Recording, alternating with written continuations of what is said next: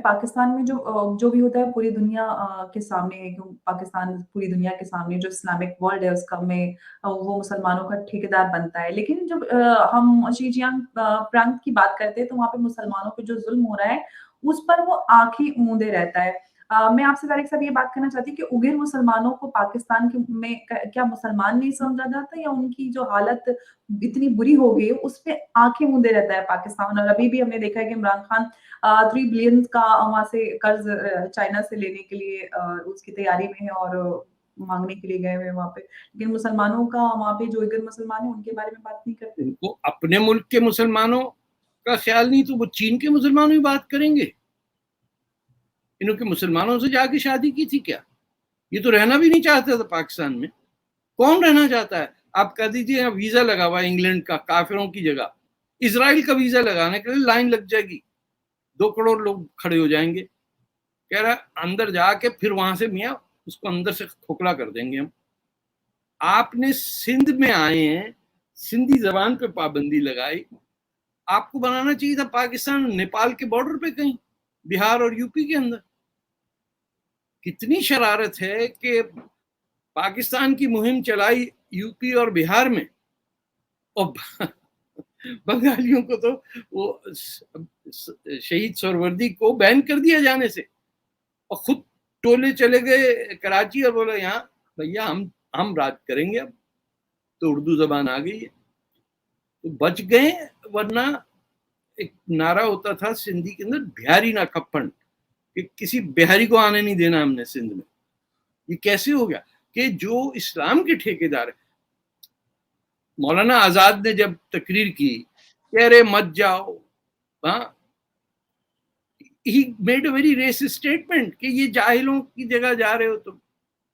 यहाँ मुसलमान थोड़ी, यहाँ तो सिंधी, पंजाबी, पश्तून, ये इस टाइप के लोग रहते हैं।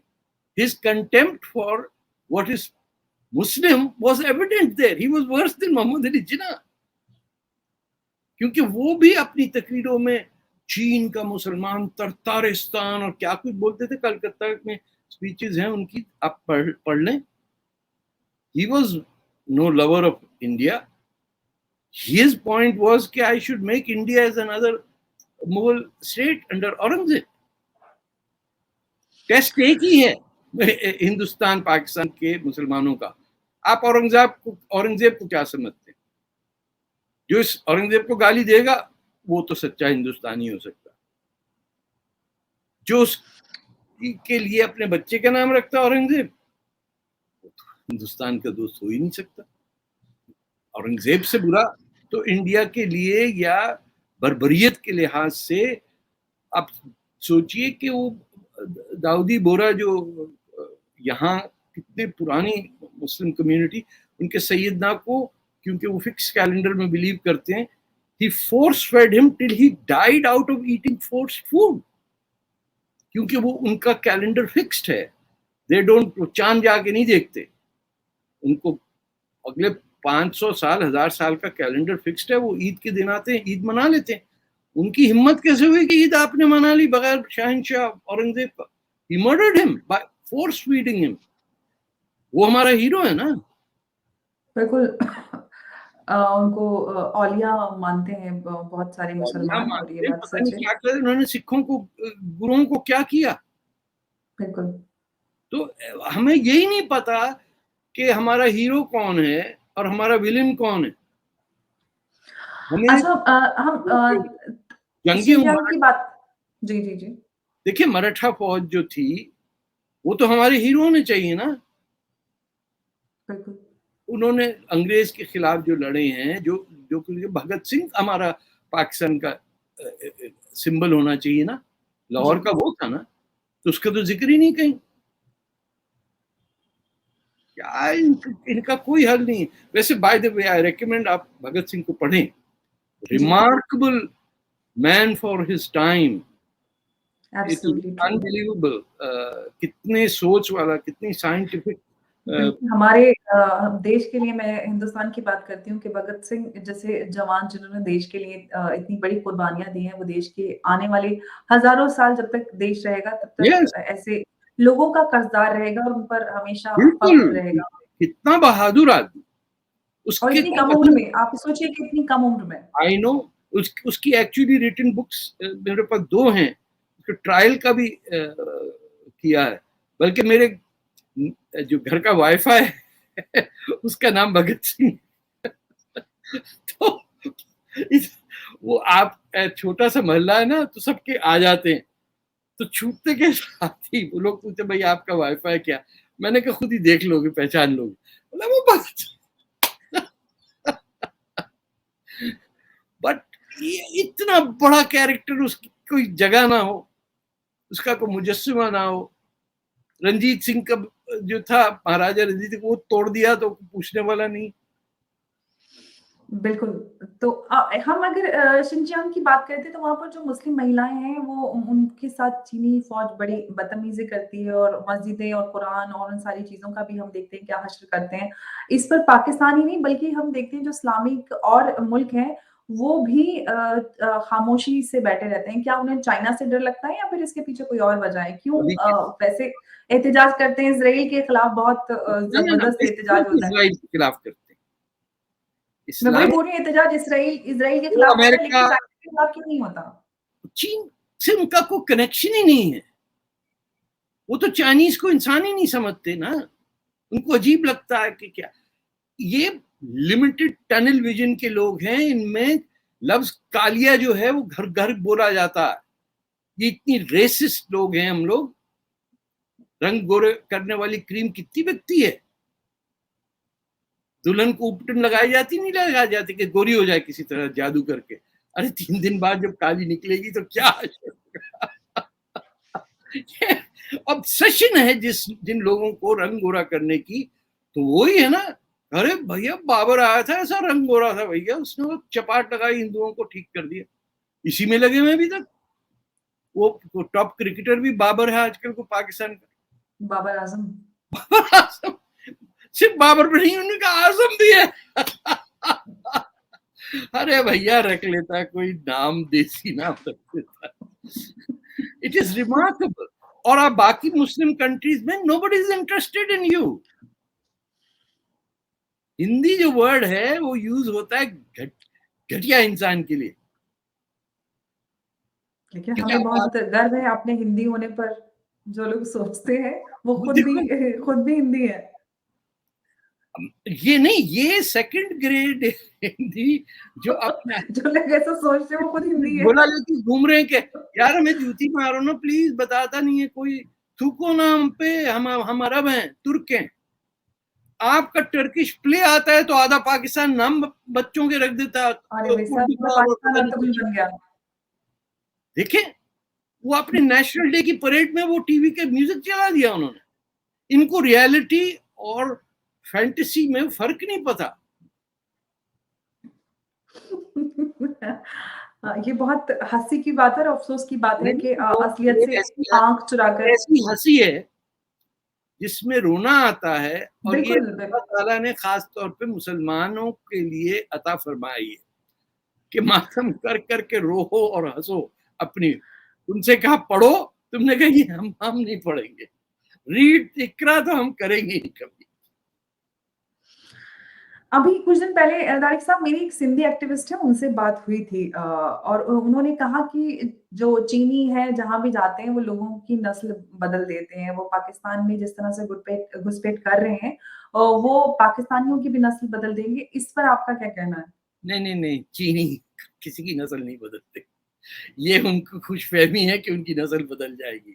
इनको भी तमन्ना रहती ना हमारे देसी मुसलमानों को कि कौन सा चीन किधर गया है नस्ल बदली। चीन और वियतनाम की जंग रही 1000 साल की। कभी कैम्बोडिया में आपने देखा नस्ल किसी की बदली हुई है? लाओस में या ऐसे घर में बनाते हैं अपने स्टोरी। अच्छा, बाय द वे, चीन में 2 मुस्लिम ग्रुप्स हैं। मिंग चाइनीज जो मुसलमान हैं उससे किसी को प्रॉब्लम नहीं है, क्योंकि मिंग चाइनीज मुस्लिम अपने आप को चाइनीज समझता है।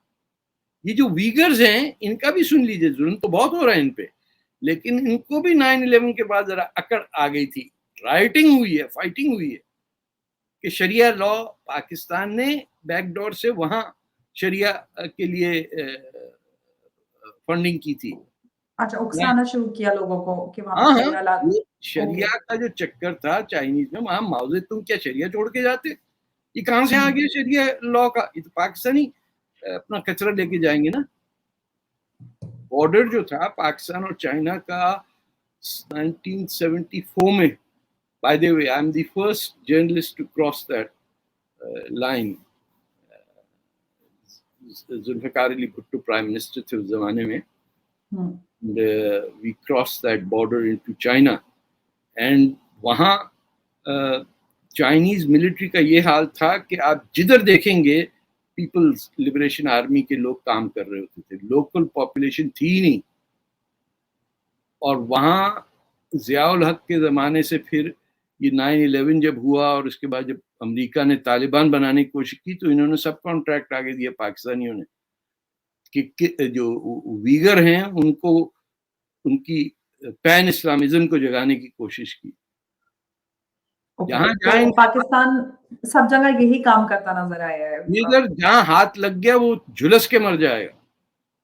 अच्छी खासी देगची उसको हाथ लगा दे पाकिस्तानी, वो जंग लग जाता है उसे इंस्टेंट।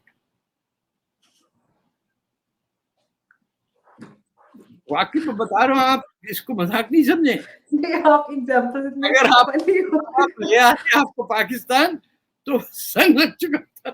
नहीं भाई, मैं अपने हिंदुस्तान में बहुत खुश हूँ, मुझे बहुत सुकून है यहाँ पे, मैं बहुत खुश हूँ और मुझे बहुत खुशी है कि मेरे फ़ोरफ़ादर्स कहीं नहीं गए, हिंदुस्तान में ही रहे, उनको पाकिस्तान नहीं, नहीं, मैं एक बहुत। और बात बताऊं, आप हिंदुस्तान के अलावा जैदी आपका नाम है, ये मोस्ट प्रोबेबली अशिया आपको जी, कहीं पनाह नहीं मिलती।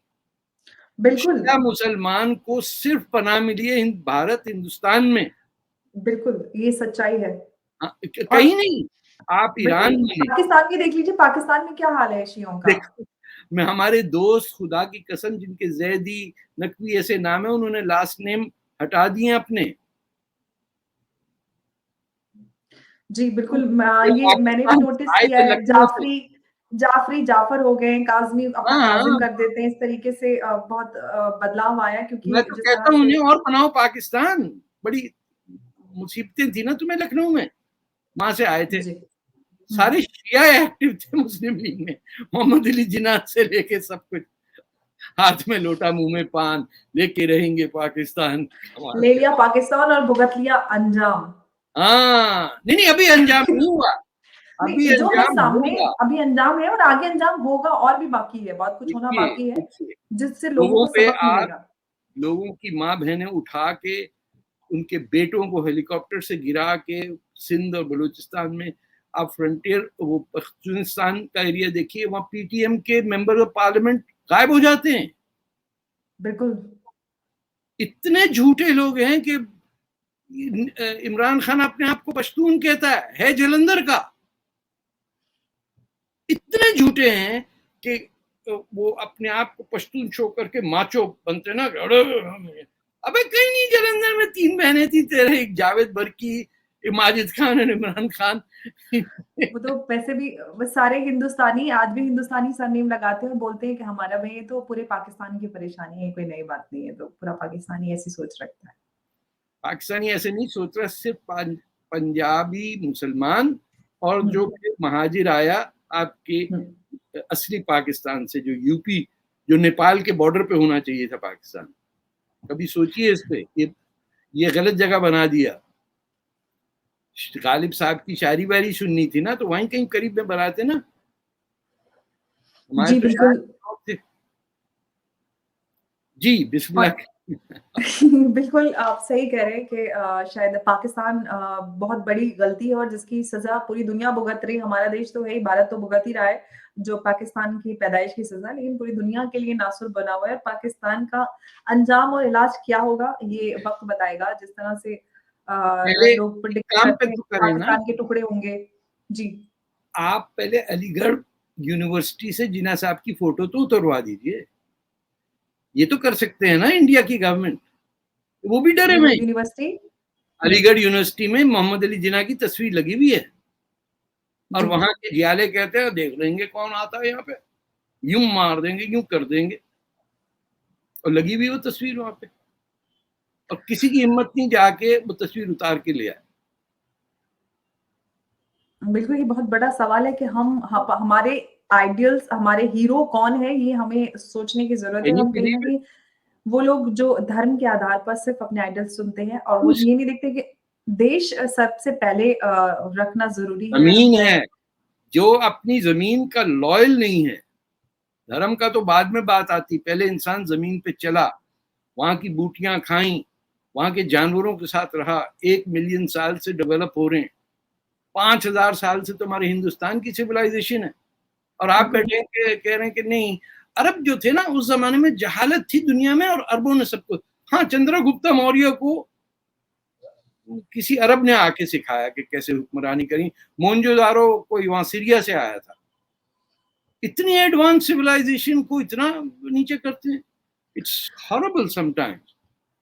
Absolutely true. और मुझे लगता है कि बहुत ज़रूरत है हम सबको अपने देश का इतिहास और एब्सोल्युटली। क्योंकि 10,000 साल से भी ज़्यादा पुराने हाँ, भारत का इतिहास है, उसको पढ़ने और समझने की ज़रूरत है कि कहाँ पे क्या हुआ है और हम एक एक इस देश का वासी होने के नाते इस चीज़ को पढ़ें और समझें।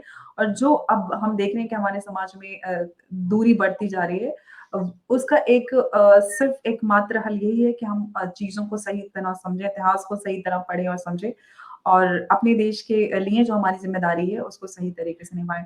तारिक साहब, आपका बहुत शुक्रिया, आपने अपना कीमती समय और इतना कीमती ज्ञान हमारे और दर्शकों के साथ साझा किया, उसके लिए बहुत-बहुत बहुत शुक्रिया। शुक्रिया।